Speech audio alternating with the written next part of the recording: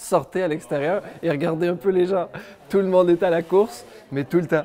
Il y a cette espèce d'inversion dans notre société où la performance, la livraison accélérée est très valorisée, validée. Je ne dis pas que c'est mal, je dis juste que l'être humain a besoin d'une certaine forme d'équilibre, c'est-à-dire qu'il y a l'être et le faire, l'inspiration et l'expiration.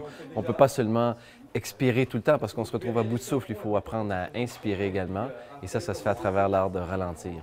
Alors donc, pour moi, c'est une mission de vie carrément que d'enseigner aux gens l'importance de ralentir pour ralentir le mental, avoir accès à toutes les réponses qui se retrouvent dans le cœur et ouvrir ses perspectives sur la vie.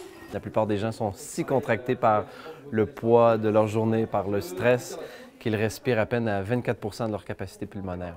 Alors la première chose, c'est d'apprendre à respirer profondément. La deuxième, j'enseigne aux gens à développer leur présence, donc à être davantage présent dans l'expérience de la réalité qui est très subjective.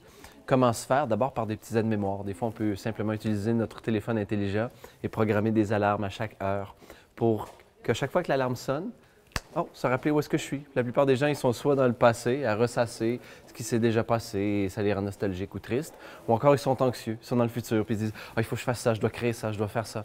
Et ils oublient que la seule véritable réalité, c'est ce qui se passe ici maintenant.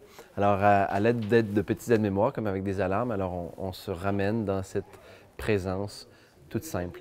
Je prône aussi beaucoup une hygiène de vie à travers une pratique spirituelle quotidienne, que ce soit à travers la prière, la méditation, la contemplation, la louange, tout dépendamment des croyances religieuses ou spirituelles qu'on peut avoir, ou même pour les athées, ça peut être simplement l'art de connecter avec son inconscient, de connecter avec cette partie en nous qui est très puissante, mais qui est moins bruyante.